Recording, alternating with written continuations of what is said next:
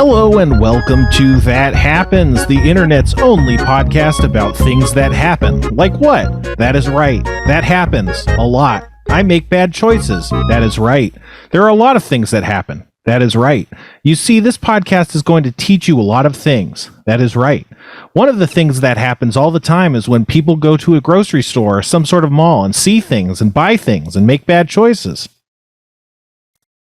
I don't know about that one, Kevin. Maybe we should take this intro again. All right, let's try that again. Hold on here. Okay.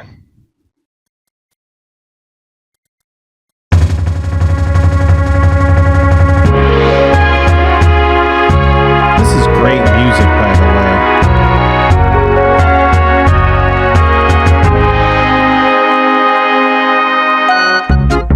Hello and welcome to That Happens, the internet's only podcast about random shit. The podcast of the most random shit. It's really random. What happened today? Did that happen? Or did that happen? What if a bunch of people went to McDonald's and had fun? It's more interesting than that. The whole episode, we just sit and talk to each other about nothing. Sometimes it's deep, sometimes it's funny, sometimes it's just stupid. It's the real life of the podcast version of the movie Groundhog Day. That's better, huh? That was pretty good. I mean, I like the next one if you want to try it one more time. That one I thought was more you. Yeah, let's try it again. No music this time. I think that's, you know, okay. I mean, it's good to kill time. Don't get me wrong. But, all right, go for it. All right. Hello and welcome to That Happens, a podcast about news you can't make up. Or can you? I'm Spencer, and Jeff isn't here. In this episode, we'll talk about the new trend in the U.S. as white supremacists and neo-Nazis want to get into the marijuana business, and why the world's biggest weed producer had to lay off workers. Was it because of the Nazis? Yeah, it was. Fuck the Nazis. Also, I ate a salad, and I can't wait to talk to you about it. Kevin isn't here this week because a Nazi kobold ate him while he was wearing MeUndies. It's madness. If you're as angry as I am, email thathappenspod@gmail.com with any stories about Kevin you can remember. Anyway, that's pretty good. I'm going to say this seems fake to me. I don't buy that an AI made this. This seems nope, like a freaking... that was 100%. That was me feeding it transcripts of the last 50 shows. Is this how we find out that Kevin is actually an AI this whole time? I mean, I admit I'm cherry picking the ones that aren't just total gibberish. So, sure, yeah. You know, that's helping a little bit. But yeah, no, that was 100% AI. Yeah. That's pretty good. I don't know. You have so many of these, and I kind of want to go through some of them. Let's just do one more. It's last one, you guys. Oh, no, we'll get to it. Hello and welcome to That Happens. I'm Spencer Crittenden, and I just spent the weekend at Shacktoberfest. It was held in the parking lot of a Best Buy in the middle of Houston. It was a really unique experience, as you can imagine. If you don't know who Shaq is, don't worry. I didn't know who he was until I got there either. But the first thing you'll see after passing through the Best Buy parking lot security checkpoint is this giant 40-foot inflatable of him. It's all there. The big head, the short pants, and that famous Shaqtus jump. It's a really great piece of advertising if you think about it. I had to wonder how long it took to build, but luckily we got to chat with the person who designed it.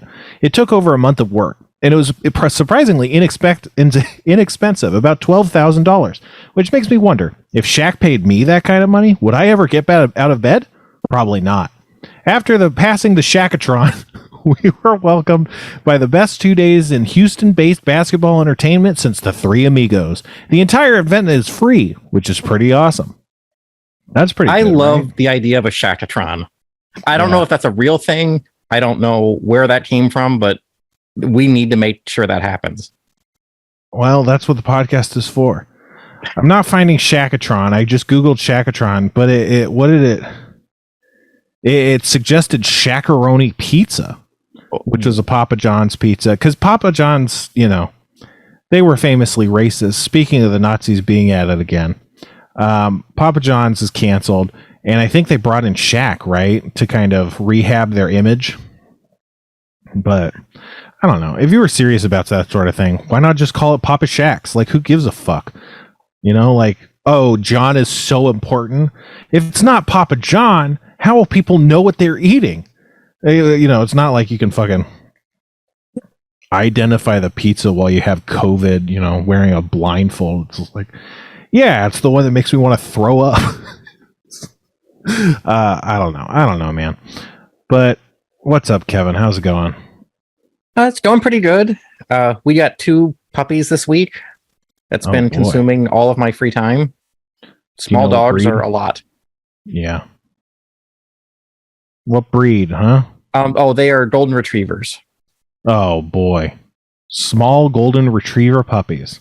Yes, That's going to be a mess. it is. It is. There's poop everywhere. Oh, boy. You got to crate train them. I don't That's know what- what that that's- means, but you got to do it. That's what I'm doing, but they have kind of upset stomachs right now, so it's not helping. Oh, no. You got to get them that rabbit and pea protein food like Jason's eating. That should work.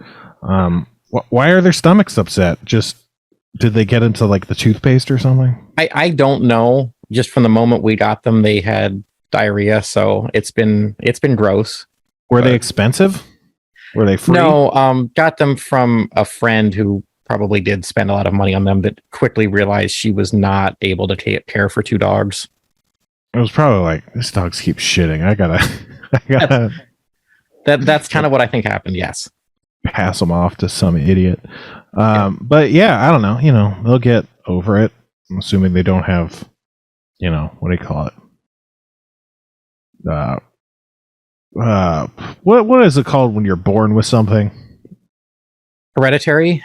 The opposite of Maybelline. It's not. The word I'm thinking of isn't hereditary, but hereditary does fit that definition. So Okay. very clever. But congenital. Yeah, congenital. Maybe they just have congenital bowel problems. This is just life from now on. But a golden retriever wearing a diaper, that's pretty cute. That might work. You just gotta you gotta invest in like some sort of like kiddie pool that you can like plug up to a sewer or something, and just like let them work it all out. That's smart. I'm a genius, and I talk about it all the time. But today we actually want to talk to you, the listener. Well, not all of you, and honestly, probably not any of you. But if you've tried, the new Arby's pork rib sandwich, we want to talk to you. So if you tried the new Arby's pork rib sandwich, go DM Kevin on not Instagram. Don't bother Kevin there. DM Kevin on Discord, and we'll try and get you in to talk about the Arby's pork rib sandwich. Kevin, you have the Arby's pork rib sandwich yet? I haven't. The Arby's near me closed, so there's no Arby's near me anymore. So do a quick search. We don't have to give out the address, but find out where the new nearest Arby's is to you. I want to see how far away it is, because if it's like less than an hour and a half, once you get these puppies dealt with, you gotta make the trip, man. So the nearest one is 24 minutes away. Well, there you go. Kevin has people. You could get Kevin. You got to get one of your people to go bring you one of these sandwiches. You could talk about it next week, I guess. I will commit to before next week trying one of the new Arby's sandwiches. Yeah, I wish I had a person that was this just their job to bring me Arby's sandwiches, because the Arby's that I go to it's not super far away, but it's just far away enough that it's like, this is a hassle to go to. And the other Arby's that, I don't go to anymore because I am in self-imposed exile, that one also is too far away. So it's not like that one would be manageable. Kevin has pulled up the Real Country Style Rib Sandwich. It's 469 calories. Look at that, Kevin. Doesn't that look nice? That looks delicious. I have to admit, that does look good.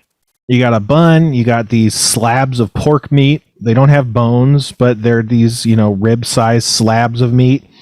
You can see there's kind of like texture on them from like the grill, because at some point these were presumably, cooked properly as opposed to just microwaved or something. I don't know. It's got fried onion straws or rings or some shit on it.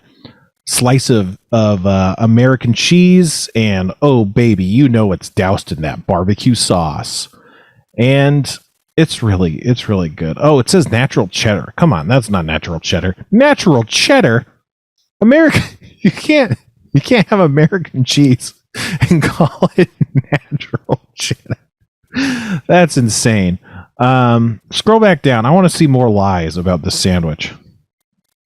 What's included? Oh, that's just the toasted bun. It's not a toasted bun. Not true. But did you sneeze? What was that? That was a cough. Oh, it just like through the Zoom, you got the noise canceling and shit, and there was just this little like, whoop, like, and that's all I heard. And so I was like, wait, what? I thought you were like hooting and hollering or something. I get really excited about cheddar, and I was so disappointed.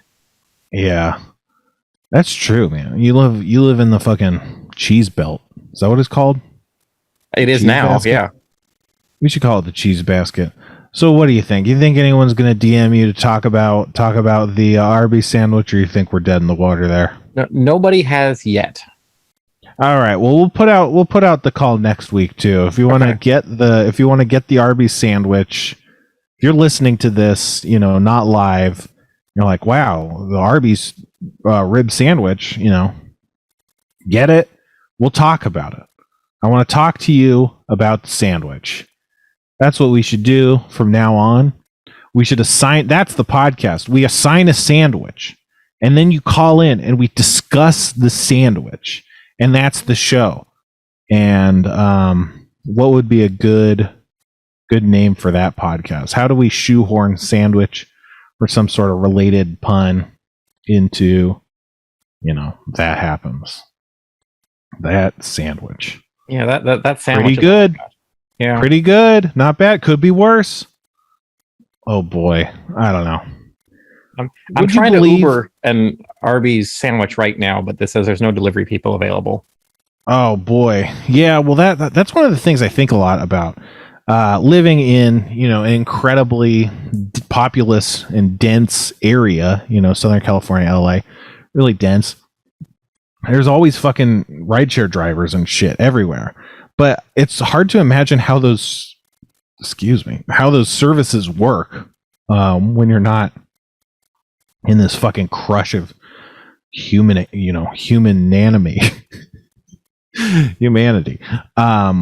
because there might not be any people to drive you a nice sandwich, But yeah, I mean, in fairness, I do live in the middle of nothing. Like, there's cornfields just over the hill from me.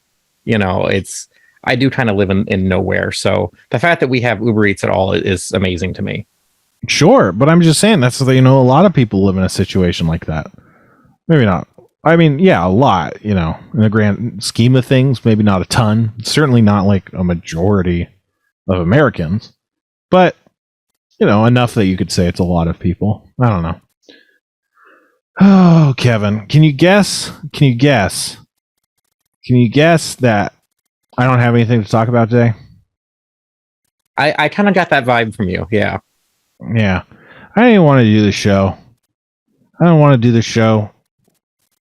Kind of like fucking, what the fuck do we do? Gotta get more guests. We got a guest next week. Yeah. Wait, do we? Yeah. Wait, no, 2 weeks. 2 weeks from now. 2 weeks. Yeah, that sounds right. But, guests are one thing, but booking guests, that's a whole thing too. I don't like booking guests either. So, we're kind of fucked. But I don't know. So, I don't know if I talked about this. I don't think I did. I went to the dentist a while ago. I don't know. It was more than a week ago. And for the first time in my life, and probably in anyone's life, the dentist was like, wow, it looks like you've really been flossing. And I was like, wow, I really made it. What a pathetic thing to like hang your hat on. But at the same time, no one ever says that. It's like a trope that, everyone is always like, you gotta floss more. And I had been flossing, and I'm glad it paid off. Not in any meaningful way, just in the sense that I got a single sentence of praise one time in my life. you know. But and then this is the thing. Something nice happens, and you can sit back and appreciate it, or you can really press your luck. Go double or nothing. And the last few times I've been to the dentist, someone who, I guess now that I think about it in retrospect, was the dental hygienist. It was like, you got to get a Philips Sonicare toothbrush. You got to be getting this toothbrush. And I feel like they've told me that 3 times. And so I did. And that was part of why I've been flossing, because it's like nice to use the Sonicare Philips toothbrush. And so the guy was like, "Oh, you've been flossing." And then I just, I wanted to feel even better. I was like, "Oh man, you got me hooked on this praise." And I was like, I got the Philips Sonicare toothbrush too, like you guys have been saying. And they're like, "What? We didn't want you to get that." And I was like, "Okay." They're like, "No, that can cause gum recession. You shouldn't be using it." And I was like, I'm not trying to fuck with you here, but I've been told multiple times to get this exact toothbrush. I didn't come up with this. It didn't come to me in a dream. I didn't wake up one morning and say, you know what my life is missing? I've been to the dentist a bunch of times, and to avoid feeling shamed by the people who work there, I was told to get the toothbrush, and I got it again because I don't want to feel shamed about it. I don't want to come in a 4th time and then say it again, like I'm fucking up by not getting this toothbrush, And they're like, "Who told you that?" And so in my mind, I was like, "Oh, it had to be the fucking dental hygienist, because who else the fuck do I talk to?" But I'm not gonna rat her out. I'm not gonna go like, "Oh, here's what you got to do. You got to deal with this lady. She's fucking with your customers." I'm like, I don't know, but this wasn't my idea. I did it because I was told it was something I should do. What should I be using? And it was like, you got to use an extra soft bristle manual toothbrush. I'm like, okay, I'll get one of those. But he gave me a goodie bag because I was flossing, and the goodie bag contained a soft bristle manual toothbrush, but not an extra soft bristle manual toothbrush. Like, I don't know how that's supposed to work. It's because, like, you think the softer it is, the less it's gonna like push between your gums. Imagine like brushing your teeth with like cooked spaghetti or something. That doesn't work. It's not gonna like get anywhere. It's just gonna fall apart. But so that's, I don't know. I gotta get one of those toothbrushes now, probably from Amazon. I'll figure it out. But the other thing though is he was like, "Oh, your teeth look really good. There's basically no plaque on it." And what I was thinking was, yeah, because I just fucking came in here for a fucking tooth cleaning. I've had my teeth cleaned like 3 times in the past year. It's been a long time since I went to the dentist. So I went to the dentist. I got a root canal, and then I got a deep cleaning where they have this like vibro pick situation that's like some sort of like Star Wars weapon, and they smash it into your teeth. They gotta numb you for it because it's so crazy, but then you can still feel it because the vibration, it goes throughout your whole skull. It just doesn't feel like someone's stabbing you in the gums with a piece of Star Wars weaponry. But and then they said like, "Oh, you got to come back in a couple months or something." And I was like, "Teeth clear, that's only once every year or half a year. That's how that works." And they're like, "Yeah, but it's been so long that you got to come back, and then we'll see how fast we got to see you again." I was like, "Okay." And so I came back, and then they did it again. They're like, "You got to come back in like 2 months." And I was like, I can't keep coming back every 2 months to get my teeth cleaned. What the fuck is the deal, And so that was this time I went in for my teeth cleaning. And those times the dentist didn't look at the teeth. It was just the dental hygienist doing the cleaning. And so now the dentist rolls in and he's like, "Jesus Christ, these teeth are fucking clean as shit. It's like someone just cleaned them professionally 2 months ago." And I'm like, yeah. I wonder if that's what he's seeing there. Maybe it's not that I'm flossing. Maybe it's just that I got my teeth fucking cleaned 3 times in fucking 6 months or some shit. I don't know. Anyway, the thing is, the toothbrush, it has these guiding pulses, right? You use toothbrushes? You brush your teeth, Kevin? I do, yes. What do you use? Usually just a soft bristle toothbrush. I did accidentally buy what I thought was a soft bristle toothbrush, but it actually has a little motor in it to make it do whatever it does. But I don't really bother turning it on even because I don't feel like it's doing anything. It just vibrates your hand. It doesn't actually make the head do anything. That sounds like a Quip toothbrush. It does, but it was just something on the shelf at Target, I think. Well, you can actually buy Quip toothbrushes on the shelf at Target, so it might be. But that's Quip is not a sponsor of our show. If you want to be a sponsor, you can. And if you want to be a sponsor of our show, don't listen to what I'm about to say. But Quip has pioneered this new technology where they vibrate the handle and not at all the toothbrush head. And so you get the sensation of your hand being vibrated, which is really nice. And it doesn't reach the toothbrush. So presumably that doesn't cause gum recession or whatever. I don't know. So after I talked to him, then I was like looking it up, seeing what the case was. And the thing I found is like, there's this thing that says there was this study, a fucking study saying, electric toothbrushes can cause gum recession. But the website that I was looking at was like, don't worry about it. That study, it didn't say that they cause gum recession. It just said that when people use it, they can cause gum recession. It's a technique thing. And it's like, yeah, but I'm not a fucking dentist. I don't know the technique to avoid gum recession. So like this website's trying to sell me like, oh no, electric toothbrushes are fine. It's just that you have to use them right. And it's like, yeah, but I don't know how to use them right. Like no one has gone through and explained the way to avoid gum recession. The website didn't either. It was just like, don't worry about it. It's like, what do you mean don't worry about it? There was a study and all you're saying is the study was biased because it involved normal people as opposed to trained toothbrushers, people who have been trained in the art of teeth brushing. Anyway, but I like the toothbrush, the electric toothbrush. It has these guiding pulses, which Quip has as well, where every 30 seconds it buzzes, and then it has a 2-minute timer in total. So it's like you start with one quadrant of your teeth, which you always hear about the quadrants of your teeth, but I never really knew what it referred to because there's different ways to like break your mouth into 4 parts. But I I read the entire fucking manual, which is a thick manual, by the way, for a toothbrush. And there's a lot to this toothbrush. But I read the manual and it broke down the quadrants into like your bottom teeth on the back side, the inside of the teeth, and then the bottom outside, and then the top inside, top outside. And so those are the 4 quadrants. You work through them every 30 seconds and it buzzes or actually it stops buzzing because it's buzzing the whole time. So it stops buzzing for a second to tell you to switch.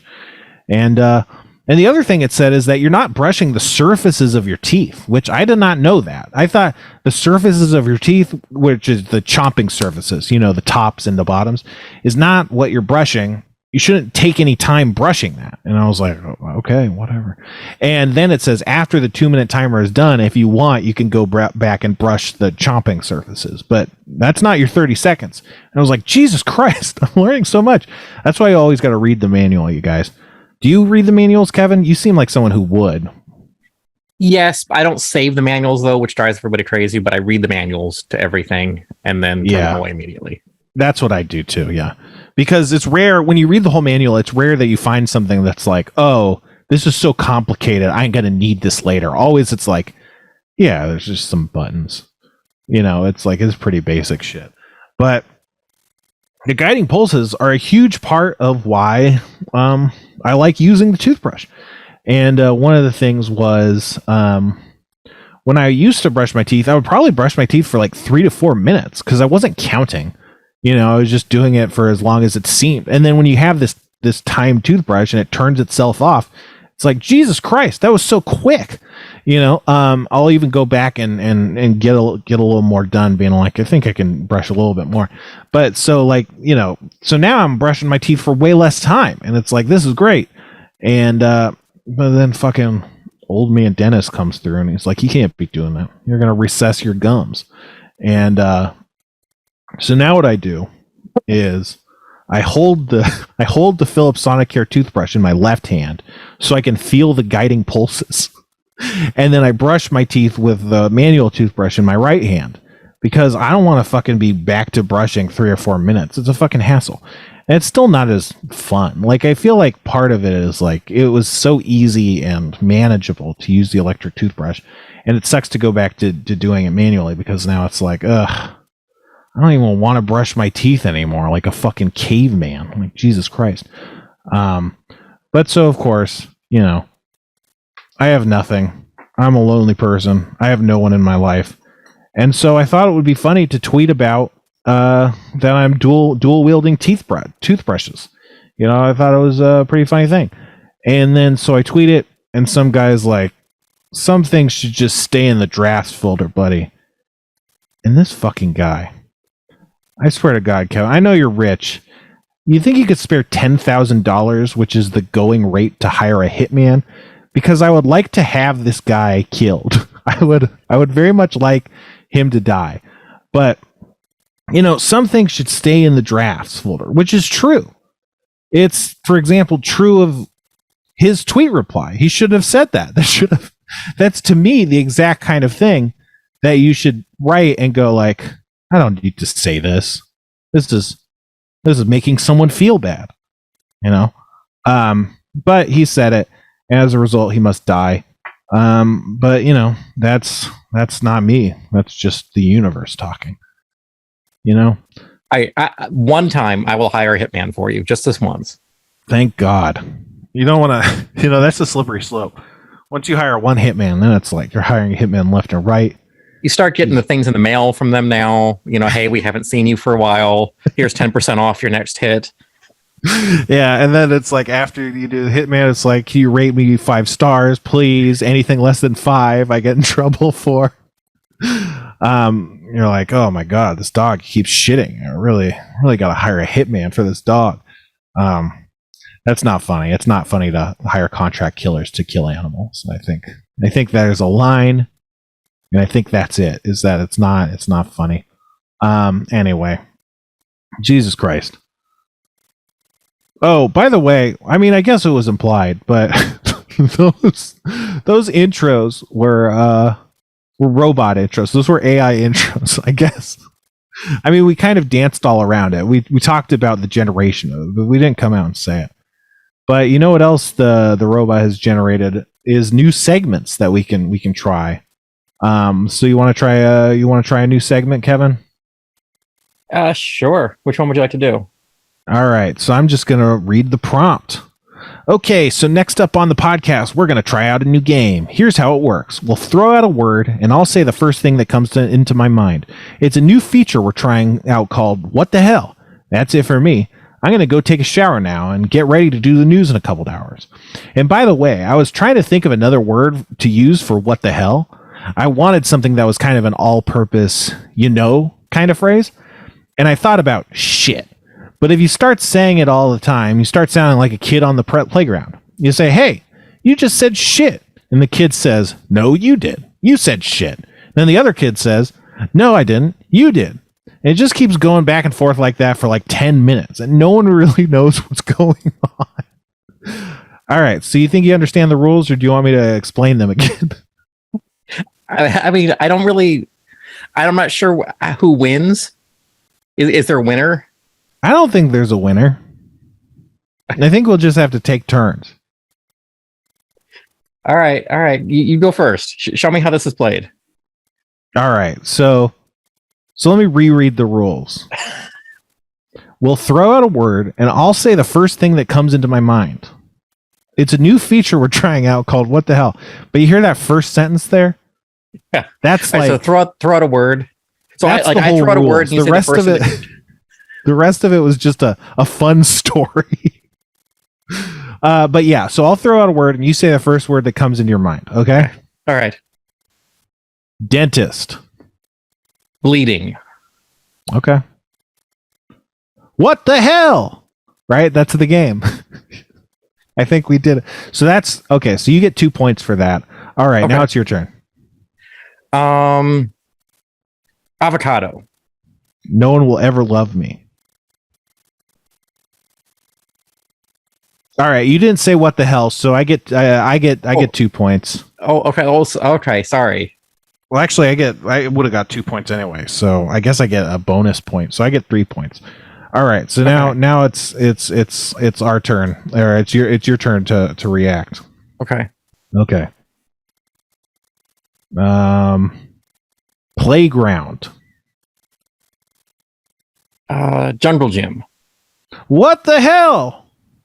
All right, that's 2 more points for you. It's anyone's game at this point. But let's see if I can clinch it. Okay. Throat. Cat. What the hell? Fuck. Okay. All right. Kevin wins. That I really thought you would forget again. All right. Let's try our next new segment. Okay. So up next on the podcast, we're going to try out a segment. We're calling it, well, because we don't really know what to call it, but it's going to be called the Rundown. And in the Rundown, we're basically going to go through a bunch of news and various announcements that are worth talking about. And then we'll wrap them up and hit on a number of different topics. We'll go through today's announcements as well as some other topics that are worth discussing. So let's start with the day's announcements. Today, I want to announce that in 2 weeks, we're going to have a guest. I guess at this point, who knows what will happen. But, as of right now, we have booked for the 30th, right? Which is like the Halloween episode, essentially. Yes. We got Matt Apodaca from the podcast Get Played. I'm really excited to have him on the podcast. It could be fun to talk about podcasting, video games. I don't know, just where did he come from?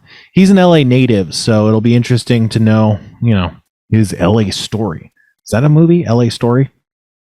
What other announcements? Another announcement. We had a guest booked, and then we got the date wrong, and we totally skipped them. And so I don't know if they're pissed at us, but that guest is maybe not going to come on. So that's an announcement. And a last announcement is I'm trying to get Ben Meckler on the podcast. Now, Ben is a writer.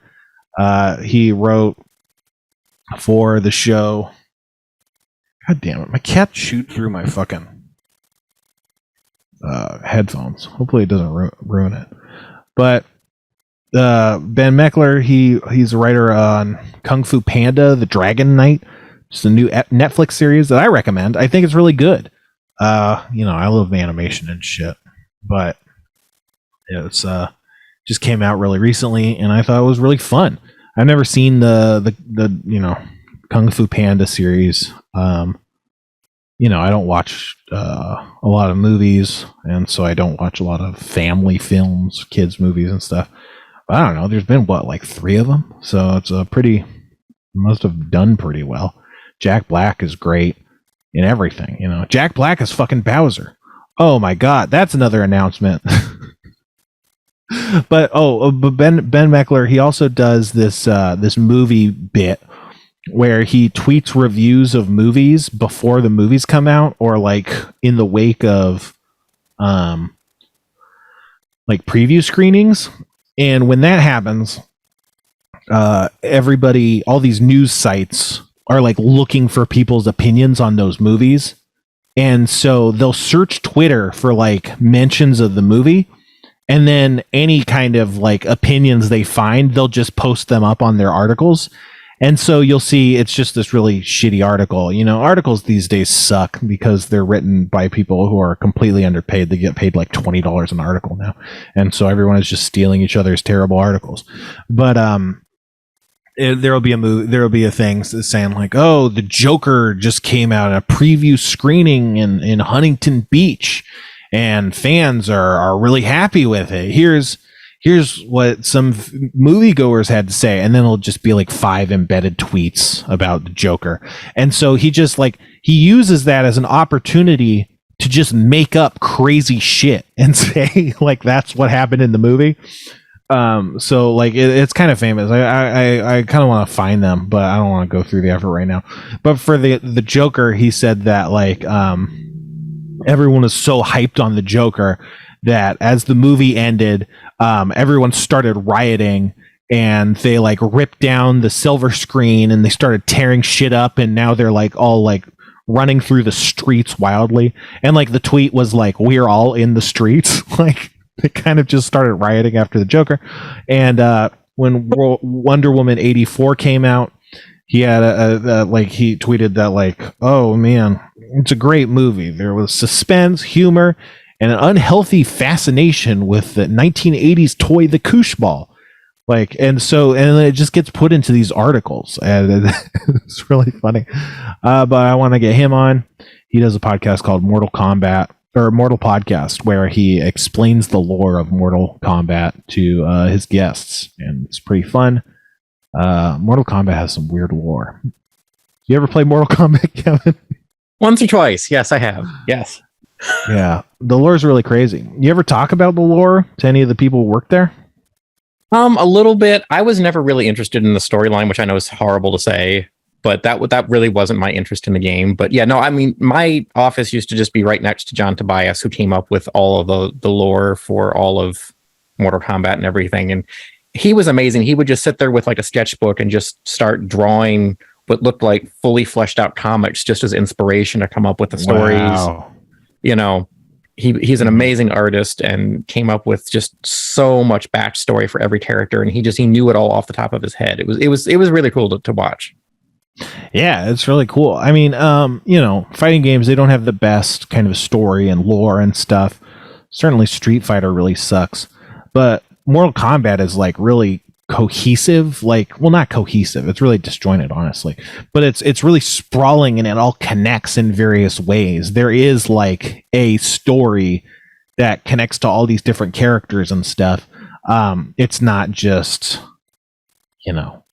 it's not just like from game to game like Street Fighter kind of is. I don't know, it all connects in a weird way. Which, check out Mortal Podcast if you want to hear about it. It's really interesting. He goes character by character and talks through a character's story, from the first game all the way to the end game, the last game, including there's like a time reset where, a big retcon kind of thing that happens. So he talks about Jesus Christ, the old and the new timelines. But Kevin ran off for a second. But while Kevin ran off, I brought up the Mario movie. And I realized that, man, we got to talk about the Mario movie in our new segment, The Rundown. So, what you see this Mario trailer, Kevin? Yeah, I'm not sure what to make of that, to be honest with you. I mean, I like the idea, but I don't know. And I love Chris Pratt. I think I'm kind of siding with the internet here that this is not the right voice choice. Yeah. I don't know. Okay, so when Chris Pratt first got announced as Mario, I feel like I liked him more. And I was like, hey, come on, it's Chris Pratt, whatever. He's a guy that everyone loves to hate, I think, to an extent. Okay. And rightfully so. I mean, he's a weird conservative who divorced his wife seemingly because he just didn't want to deal with, I think, their kid. So I don't know. Even if he didn't divorce, weird conservative, not good.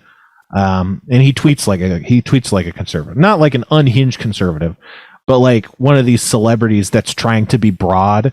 And it's like, yeah, but you're not actually mad that abortion is getting banned and stuff. Like you're tweeting, I don't know, whatever. But so I think I liked him, and everyone was really going nuts, and I was like, in my heart, I was like, yeah, this is going to be bad. There's no way it's going to be good. And I don't think I was like, give him a chance. But I was kind of like, I'm going to reserve judgment because who knows? Maybe it'll be something really interesting. Maybe it'll be different, something out of left field, But at the time, everyone's jokes were, it's just going to be Chris Pratt as like doing, it's just going to be Chris Pratt's voice coming out of Mario. And then the trailer comes out. It's like, oh yeah, no, that's all it is. He's like maybe going, I don't know.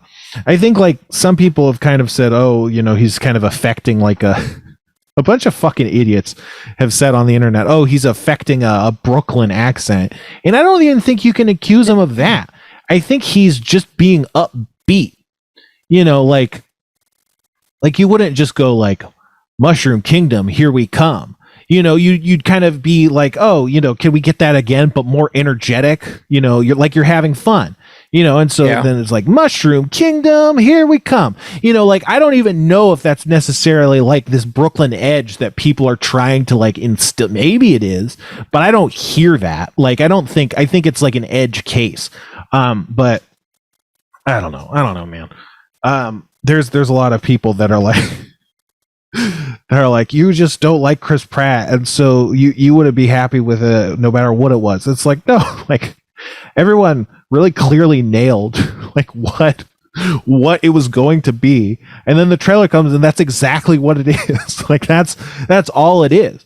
And yeah, I don't know. Like, Chris Pratt, I love Chris Pratt. Like, did you ever bump into him at CBS?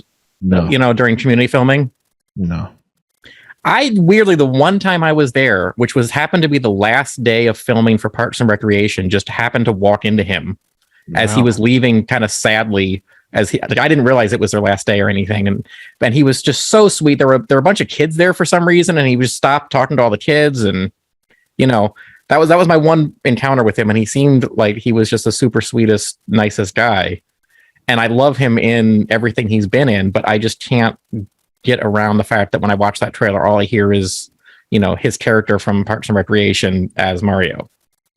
Yeah, I mean, like, so, you know, it's interesting to think about him at the end of Parks and Rec, because I don't know what he did, if he did anything before that, but obviously that was like the role for him that really got him places.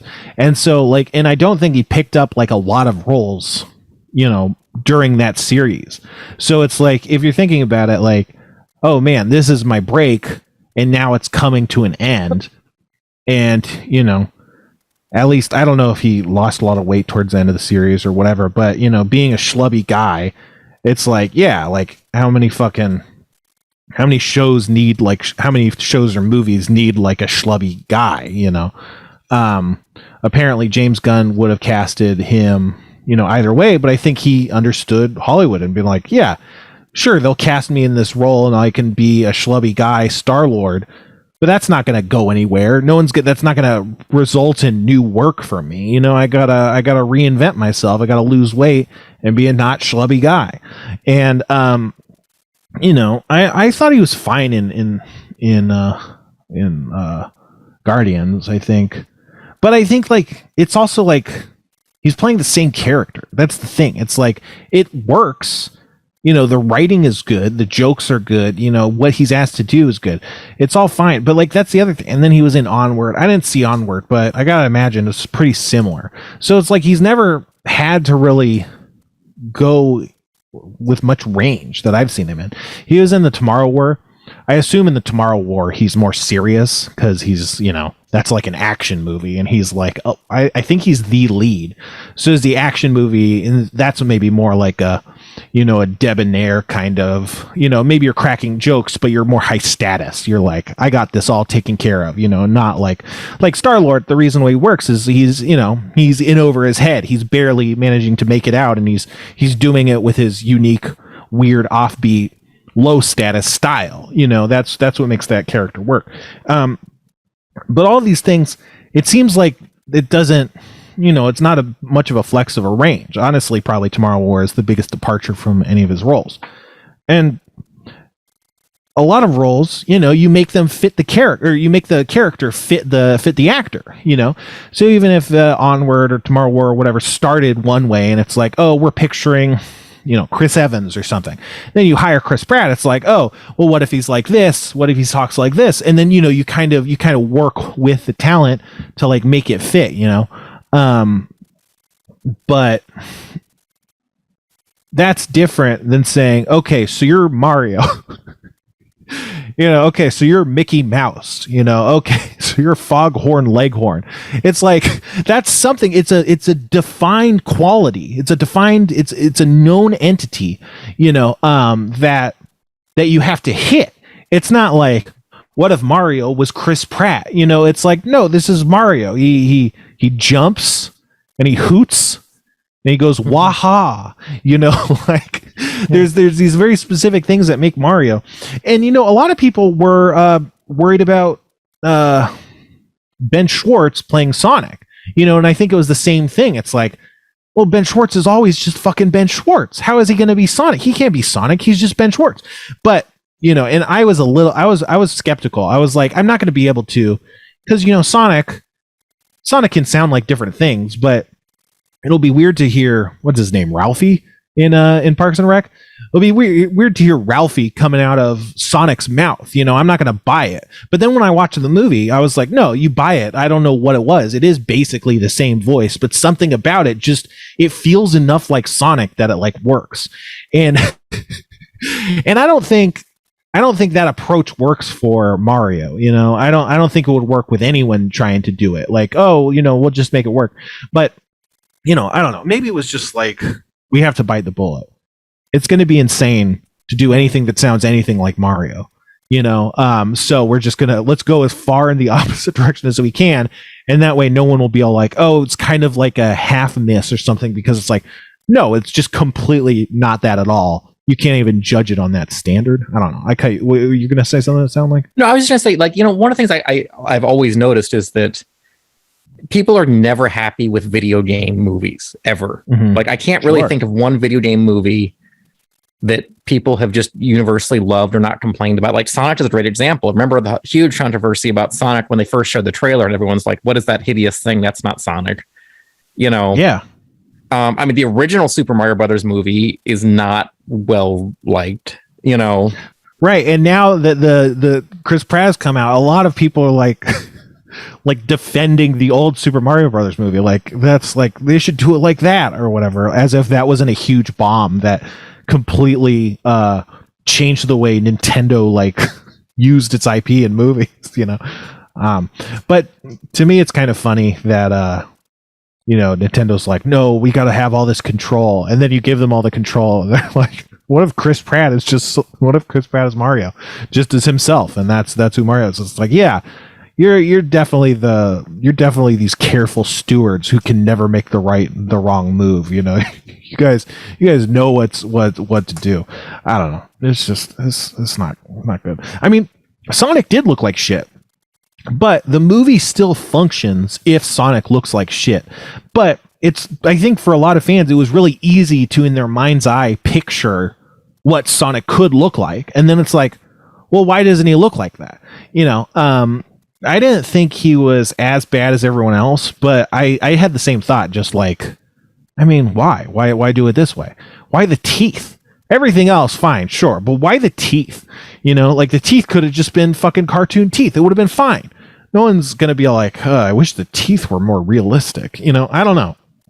And I don't know. I think that change really worked. It was a huge movie. It's, you know, there's still the people that didn't like it and didn't like Ben Schwartz and stuff, but massive success. Sonic 1 and Sonic 2 are like the biggest video game movies ever made, the most successful movies ever made by a huge margin. And Mario will probably beat them. That's what's sad, is like, and I don't expect they'll recast Chris Pratt, which maybe they should. I don't know.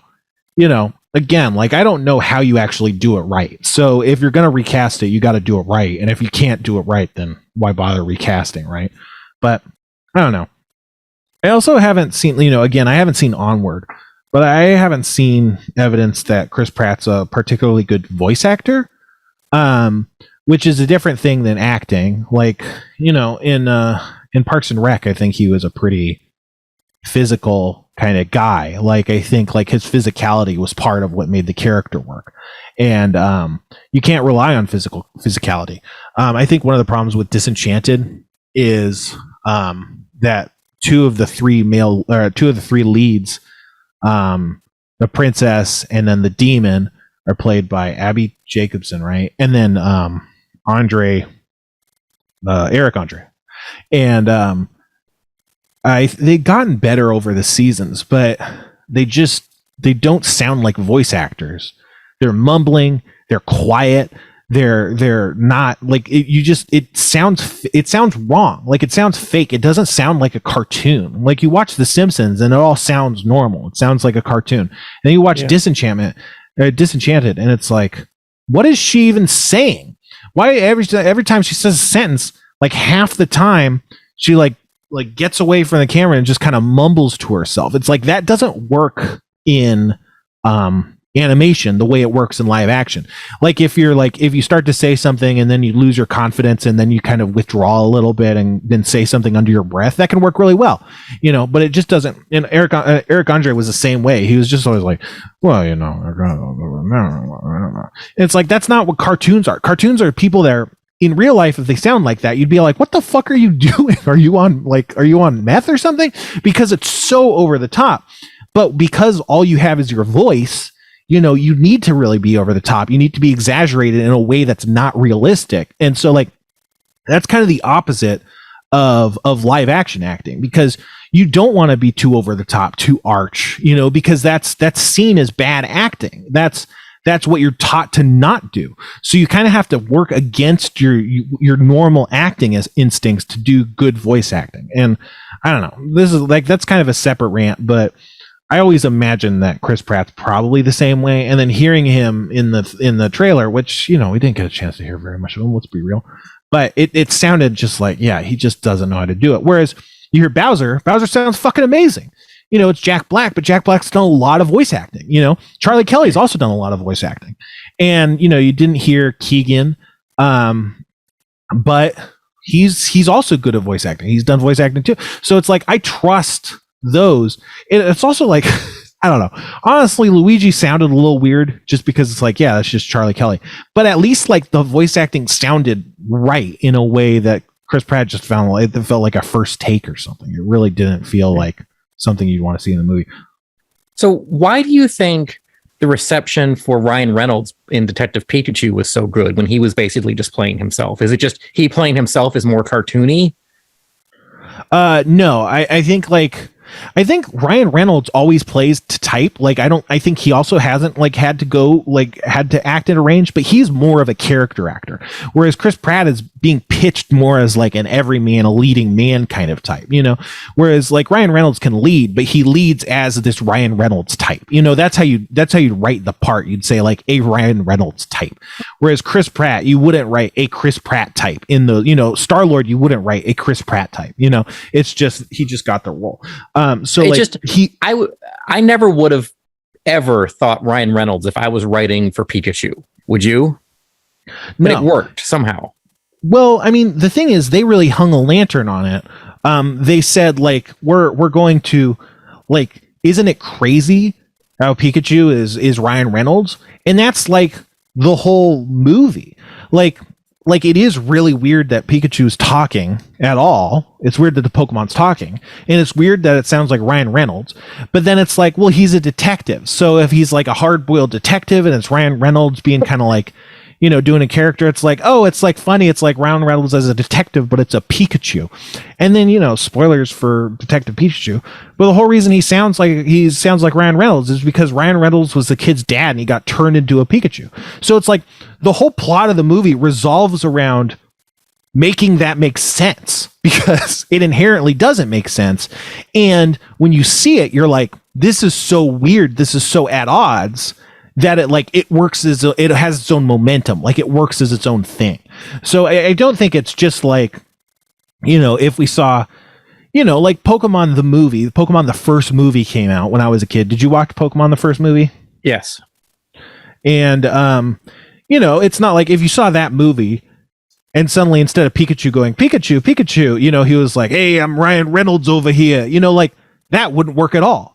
But it's different circumstances. So that's the thing. Like if they wanted to make that work, they would have had to in the trail, and maybe the movie is like that. I mean, I don't know.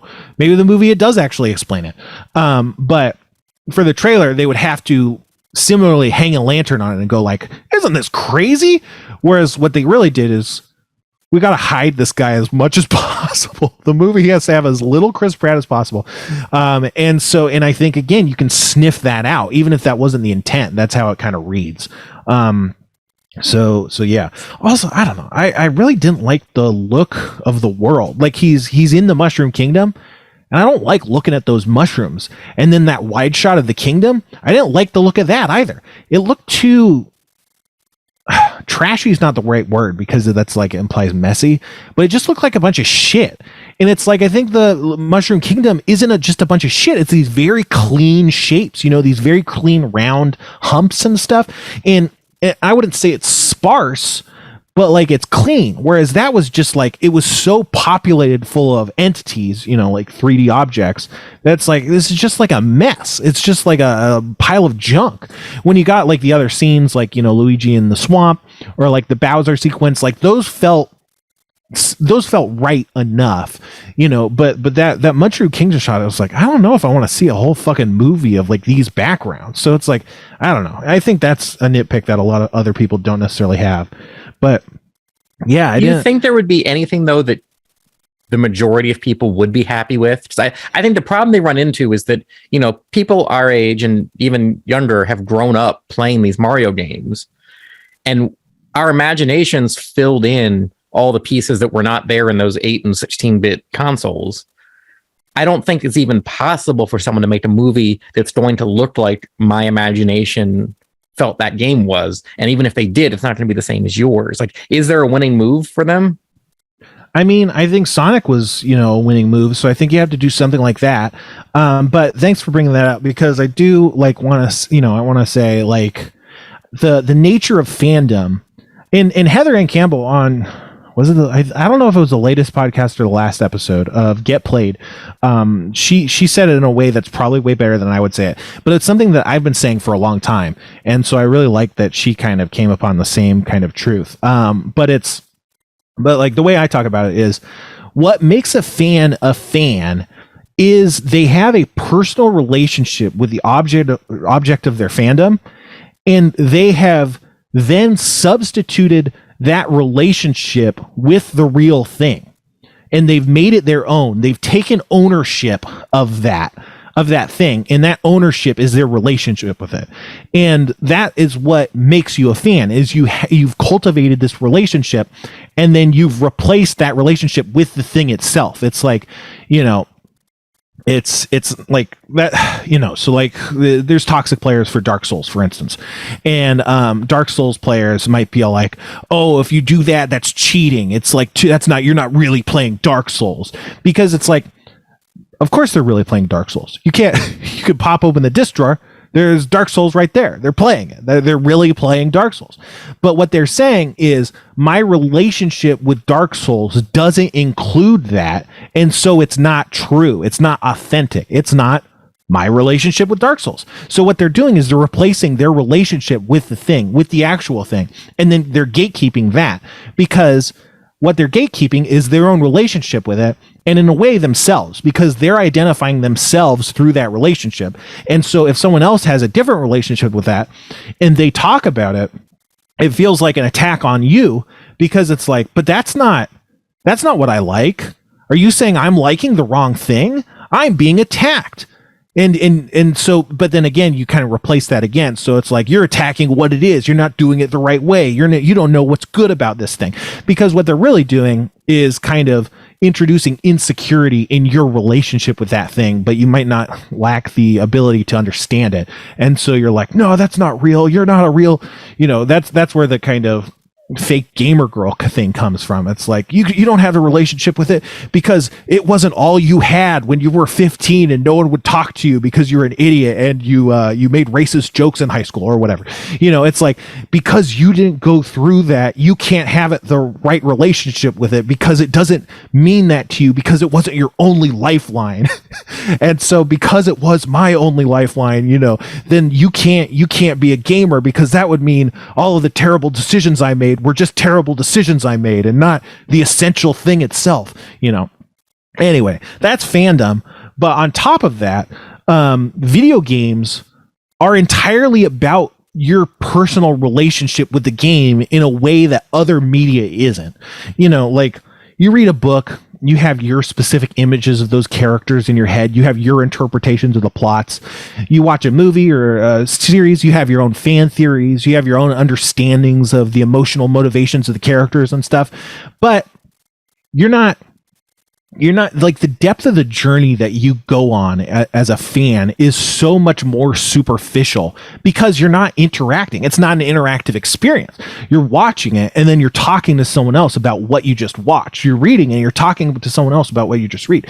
Whereas in a video game, you forge your own experience. So in terms of like identifying with the thing, you identify that much stronger with it because you have a completely unique experience that can't be replicated by anyone else.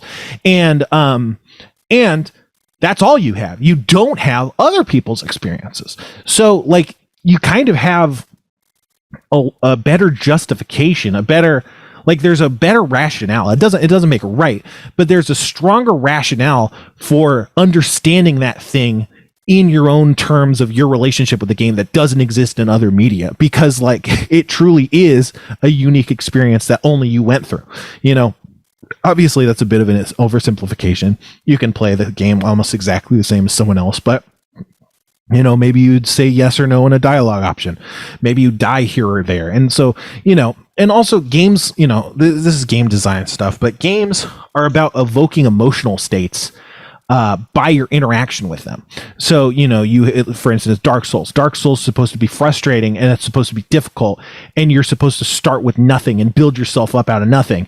And so by the time you're at the end, you're like, I fucking did it myself. I'm the best person ever.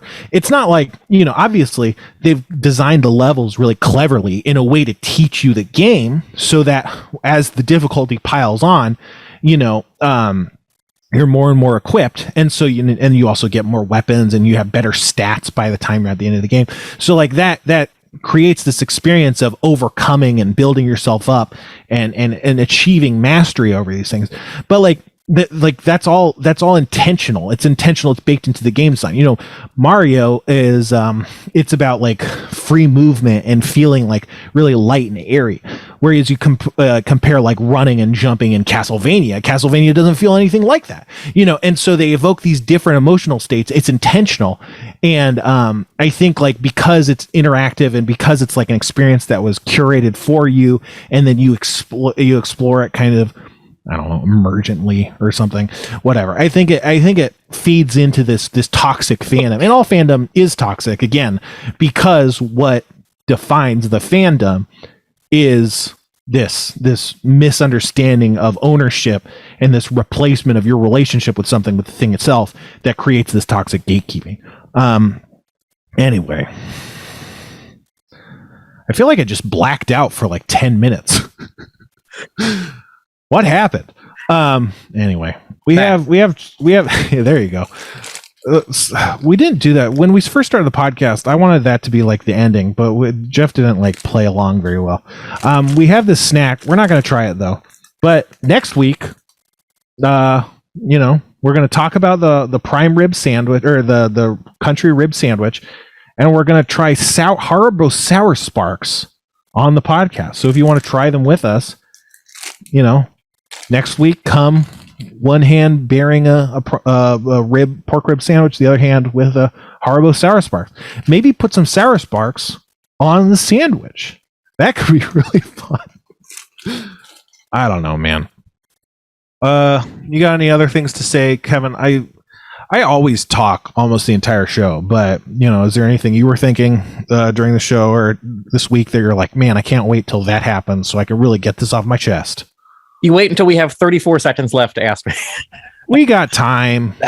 No, really. You said what you just said about fandom actually really strikes a chord with me, because I feel the same way. Like, I think I see it maybe in a little bit different way as you, though, because like, when I see fans of something getting upset about something, like I feel that like that's a form of flattery. Like, hey, this thing matters so much to me that it's evoking this negative emotional response in me that you couldn't get out of somebody if you tried, if you didn't produce a good product, Sure.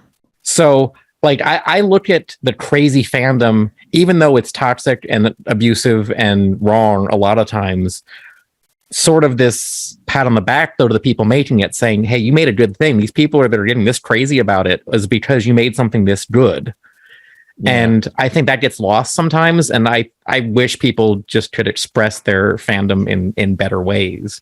Well, that's the thing. I like to think that I don't do this because, you know, I think it's interesting to see what other people like out of the stuff. And it's like, oh, that was your relationship. That's not what I like about it. But hey, it's a big world, you know, it takes all sorts and stuff. But yeah.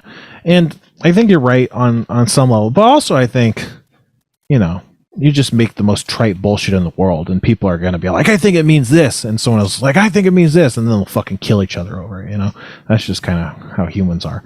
But I do agree that, you know, these strong emotional reactions, you know, they only result because they're really personally identifying with that thing, you know, which, you know, is something to be proud of. But that's our time today. Thanks for tuning in to the show that I didn't want to do. Hey, will we be here next week? Maybe not. Who knows? Maybe I'll actually not do it. I probably wouldn't have done this show, except I didn't like really settle on not wanting to do it until like today, and I was like, I don't want to fucking make Kevin figure that out. But what's up next, Kevin? Up next is that TV show that we can't mention by name that Schraub and Dan and Ryan Ridley and Jack Black and a bunch of other people worked on. After that is real life sci-fi, and then we're going to show a repeat of Shock Feature Theater, which is something we don't show very often on here. Which awesome. Rob Schraub made. Rob Schraub. I can't. That doesn't work. Anyway, I have a Patreon, patreon.com/thesixler. Join the Patreon. You get access to the Discord. If you join the Discord, I'll teach you how to play Magic. I've been teaching people in Discord how to play Magic. It's been a lot of fun. Everyone's playing Magic Arena together. It's awesome. You know, I wouldn't say it costs a lot of money to get someone to teach you how to play Magic, but I will say I'm pretty good at teaching people how to play Magic. So if that's something you've been interested in, pretty cheap price tag. Give me $5, you know, learn a month. Fuck off. You know, you could take your money back after that. It's all fine. You know, it could be fun. Anyway, is there an ending? Did we get an ending for yeah, these it's about or not? I don't the way think I saw down. any ending. Prompts, right? Yeah. There's 5 of them. There's 5 of them. Oh, what are you? Oh, yeah. Okay. I'm going to end the show the same way I do every time by saying, we appreciate you listening to our program. Make your own choices, but if it's a decision you have to make, don't forget to learn about the consequences. We'll talk again soon. Take care and have a safe weekend. And we're just doing the one. Okay. Good night, everybody.